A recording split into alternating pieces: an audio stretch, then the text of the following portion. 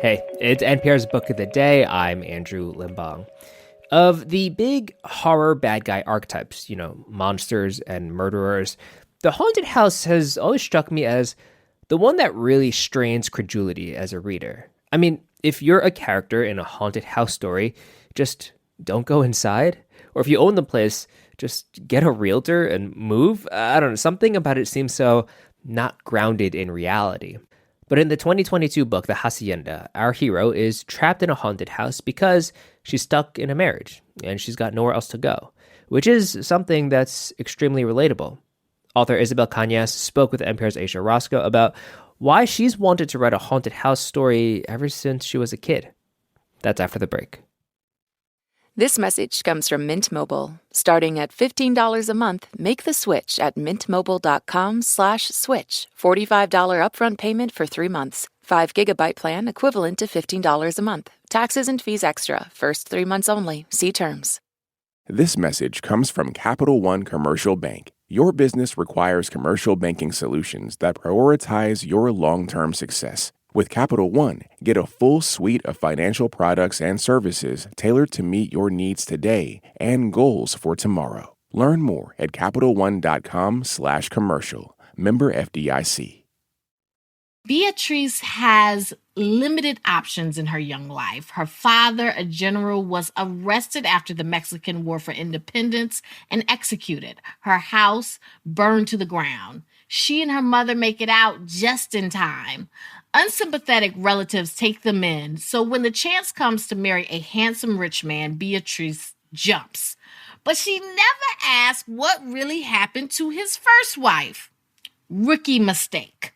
That's how the action starts in The Hacienda, and it just doesn't stop. This is Isabel Cañas' debut novel, and she joins us now to talk about it. Welcome. Thank you so much for having me, Ayesha. Let's talk about this. It's not just the fate of the first wife that she should have asked some more questions about, but there are problems evident from the moment Beatrice arrives at Rudolfo's estate, and Rudolfo is the husband. What does she see when she gets there? So, when Beatriz arrives at Hacienda San Isidro, Rodolfo soon goes back to Mexico City to work because he's a politician, and she's there alone, and she quickly discovers that this place is profoundly haunted. But nobody seems to believe her. No. She's kind of gaslit by the other people who live on the hacienda, who seem very afraid of the house, who avoid certain parts of it, who don't talk about what's happening in the house at night, which is when activity really starts to kick off. And so she goes to town and finds help in the form of a young priest called Padre Andres, who has some dark secrets of his own. Yeah. And see, and the thing is, here's the thing. This is essentially a haunted house story. Here's the thing that I always look out for when it comes to a house maybe haunted. If you have a part of a house that you cannot go into, that house may be haunted. Exactly. How did you come up with this idea? So I have always been afraid of the dark. And so I knew at one point I wanted to write a haunted house story.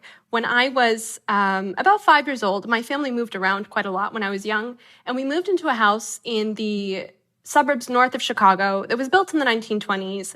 And even though I was like 5 years old, I knew there was something in this house, particularly in the basement, that just felt watchful and felt uncomfortable. And so when I misbehaved, which I often did as a mouthy 5-year-old, I got sent to the timeout corner, which if I was very bad was at the bottom of the basement stairs. Oh my goodness. And sitting down there, I had ample time to really meditate on what the hell was going on in there. It was a creepy basement. It was very scary. Oh my goodness. Did a skeleton hand come out and like grab you? No.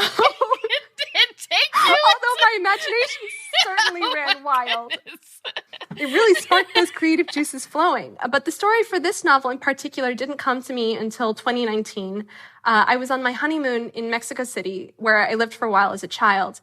I had an idea for a haunted house novel, but I was primarily writing young adult fantasy at the time, and quite unsuccessfully. I'd had a lot of rejections and had just received one that was heartbreaking.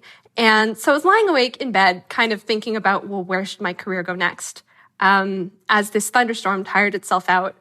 and rain was lashing the window and, these delicious forks of lightning were just cutting through the sky overhead, I heard this voice, as clear as the toll of a church bell, narrating what I knew, even then, was the beginning of something new. And so I snatched my phone off the nightstand and started typing as fast as I could to pin that voice to paper before it slipped away. And those words became the first chapter, the first pages of the Hacienda. And so what made you want to set this story right after the Mexican War for Independence? Why set this in that time period? So this is a historical time period that has fascinated me for many years. It's a period of immense change, and it's a period in which we see the seeds and saplings, honestly, of many conflicts that persist, social conflicts that persist in Mexico and in the Latin American diaspora to the present. So there's colonialism, there's colorism, there's the casta system, whereby one's social status and sometimes even legal status was determined by their racial makeup.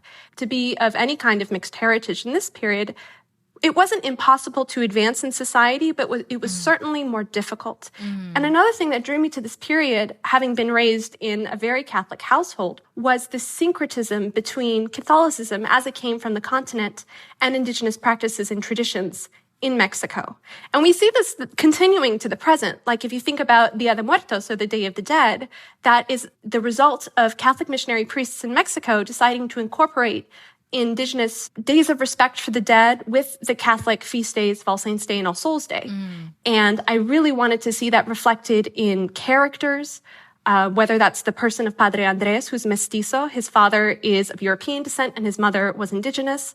And in the witchcraft that he practices, it's partially, he inherits it from both sides of his family, from the indigenous part of his family and the European side of his family. And so that syncretism to me is what I am a product of. And it's something that I've never really seen reflected in genre fiction. Yeah, and I mean, you just dropped that in there. So basically, we can say that Padre Andres is a witch. It's on the back cover copy. I didn't want to do no spoilers, but he is a witch. So I had an outline. I had, classic Gothic archetypes, the young wife, the mysterious husband, the suspicious family members, the big house. And I thought, well, this is Mexico. Of course, there needs to be a priest. And then that priest took and turned the book on its head. I do wonder about Beatrice. She is a different type of Gothic heroine. She's less of a victim, more of a fighter. It seemed like in the beginning of the book, she was trying to work within the system, get her a rich husband, and live a rich life. Do you think that the haunting really made her have a different view of what society could be? Because she realized almost like, I am one of the people. I'm really no different from these villagers who work on this property. Like, we are in this together, right? You're right.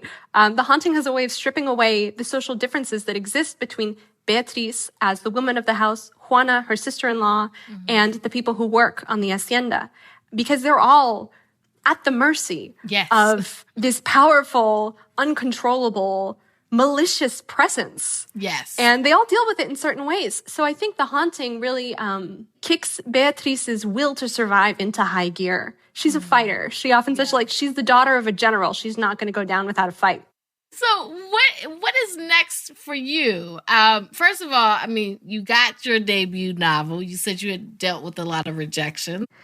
It's a big moment for me. I'm the day before the Hacienda comes out, I will be defending my PhD dissertation. Okay, and what's your PhD on? Near Eastern Languages and Civilizations. So completely unrelated topic. Okay, and then you write novels on the side. Yeah, everyone thinks I'm a bit crazy, but it's the way that I've managed to keep myself from going crazy. Okay. I'm currently working on my second book. I can't say much about it yet, except that it also includes the three themes that I think make the Hacienda what it is. 19th century Mexican history, a real strong helping of the supernatural, and of romance. Yeah. That's Isabel Cañas. Her debut novel is The Hacienda. Thank you so much for joining us to talk about it. Thank you so much for having me.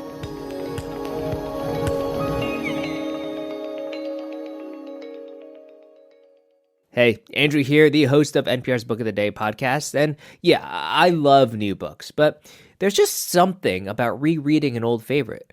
On our new limited series, Books We've Loved, we're revisiting some classics, from Pride and Prejudice to Dune to everything in between, and talking about why they're worth reading today. Listen to NPR's Books We've Loved right on this podcast feed every Saturday on the NPR app or wherever you get your podcasts.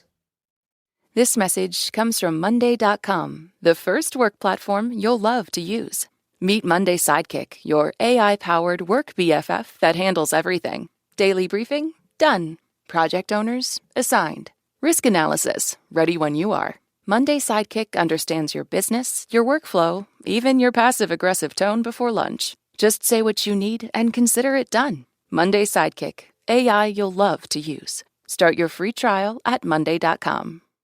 This message comes from Schwab. Everyone has moments when they could have done better, like cutting their own hair or forgetting sunscreen, so now you look like a tomato. Same goes for where you invest. Level up and invest smarter with Schwab. Get market insights, education, and human help when you need it. Learn more at schwab.com.